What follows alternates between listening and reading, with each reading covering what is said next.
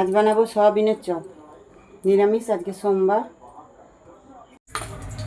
তেল গরম হয়ে গেছে, ফোড়নে দেবো এলাচ, দারচিনি, লবঙ্গ, কাঁচা লঙ্কা কুচি। তেল ছেড়ে গেছে, সয়াবিন আগে থেকে সেদ্ধ করে কুচি কুচি করে রেখেছি, তা দিয়ে দেবো। আলু সেদ্ধ করে ছেনে রেখেছি, নুন দিয়ে দেবো।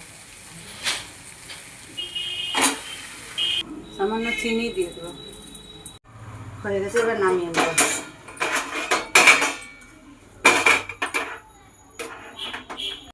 চপ করার জন্য বেসনটা গুলে নেবো। বেসনের মধ্যে দেবো আদা বাটা, জিরে গুঁড়ো, ধনে গুঁড়ো, লঙ্কার গুঁড়ো, খাবার সোডা, গোলমরিচের গুঁড়ো, লবণ, চিনি। হাতে এরকম তেল নিন, আপনারা যে কোনো শেপে করতে পারেন। কড়াই গরম হয়েছে, তেল দিয়ে দেবো। বেসনের মধ্যে দিয়ে দেবো, চামচে দিয়ে দেবো। গরম হয়েছে, এবার ছেড়ে দেবো। হয়ে গেছে, তুলে নেব।